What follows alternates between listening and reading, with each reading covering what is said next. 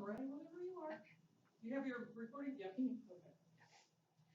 An image we probably all know but don't necessarily associate with David Bowie is the Aladdin Sane album cover.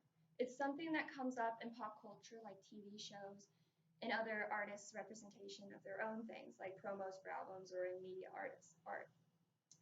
The very paleness and the thinness of him with the big red lightning bolt and red mullet is something that really sticks in your mind. And even though we see it a lot, we don't know it's him. A lot of people like David Bowie, but they don't realize it's him because his music is so different. Songs like Changes and Fame and Modern Love all play in the radio, but they're all so different that we don't associate them with each other. So his most famous persona, Ziggy Stardust, is something that either completely appalls you or completely appeals to you. His glitter makeup and really crazy outfits, some very risque, are something that you really, really like or you really, really hate. So I became interested in David Bowie because I really like to do pop, and my friend was like, "You should really look into David Bowie." But I was like, "I'm going to. I know I'm just going to become completely obsessed with him," so I always put it off.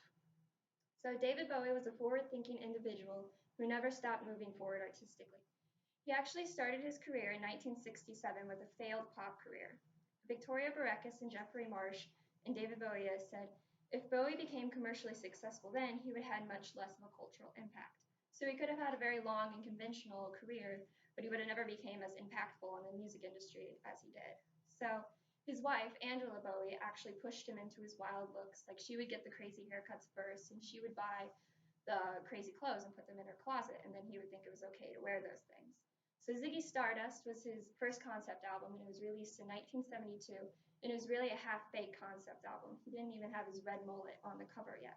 So he really understood the concept albums with Aladdin Sane, which came out in 1973, which has a clear persona on it, and the music is really that persona.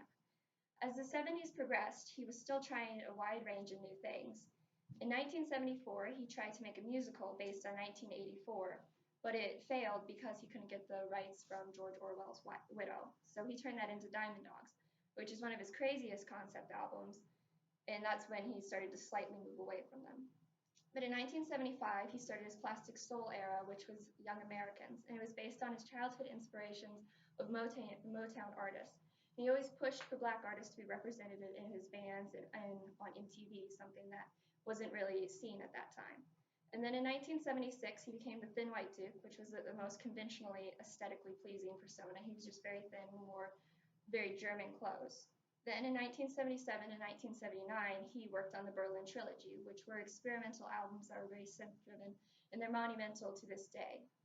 Scary Monsters, which was made in 1980, was all the things that he had learned in the 70s applied into one album, and I consider it his best album.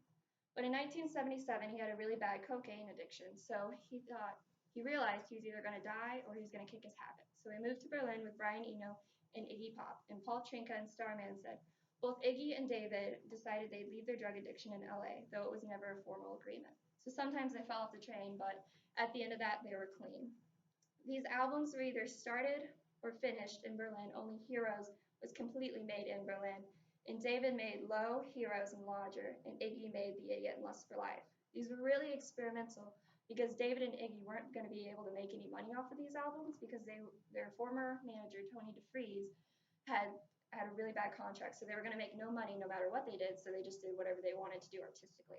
But in 1983, David Bowie was finally free of that contract, and what better way to stick it to your former boss than to make the most money you've ever made in your career? So that's when he came out with Let's Dance and Modern Love. After the 80s, he returned to being experimental, including what we call space grunge, which just proves that nobody escaped grunge in the 90s. So he continued to make boundary-pushing music, unlike the typical old rockers. You expect them to start becoming more boring or just keep making the same music, but he was still making different music even from these albums. So that kept going until 2004 when he had a heart attack on stage. And Brian Hiatt, in the final years of Rolling Stone tribute, said that night essentially marked the end of David Bowie as a public figure. He became a recluse from the music scene. He was very rarely seen. He only added backing tracks to a few albums and was very rarely seen on the red carpet.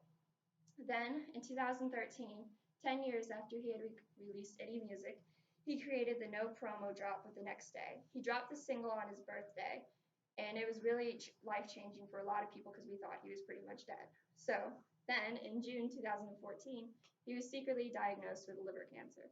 And instead of taking this as a death sentence, like a lot of people do, he decided to bring the final things that he wanted to make happen. He finally got his musical to stage with Lazarus, which was a musical based off of a movie that he was in 1976 called The Man Who Fell to Earth. And he made Black Star, which was released 2 days before his death. So, and it was beyond even 70s levels of creativity. So, even in his final days, he was still pushing forward. He made a lot of new things happen in the music industry and a lot of constants. Like, he made the No Promo album, like, that would happen a year before Beyonce did it. So, now that's the mainstay that everybody does. Personas are almost expected from artists like Lady Gaga, Kanye West, and Franz Ferdinand. That's a very typical thing to see. And he proved that art rock is a viable investment, because before that, nobody really ever saw that happen. He worked by funneling his hardships and emotions into art, and he made a lot of pretty melodies with dark, insightful lyrics. And if you listen hard to his final album, Black Star, you can hear that it was an obituary clearly, but we didn't have a lot of time to realize that because he died 2 days after. You can find meaning in this music, or you can just listen to his nice music. Whatever you want to hear from David Bowie, you can find. Thank you.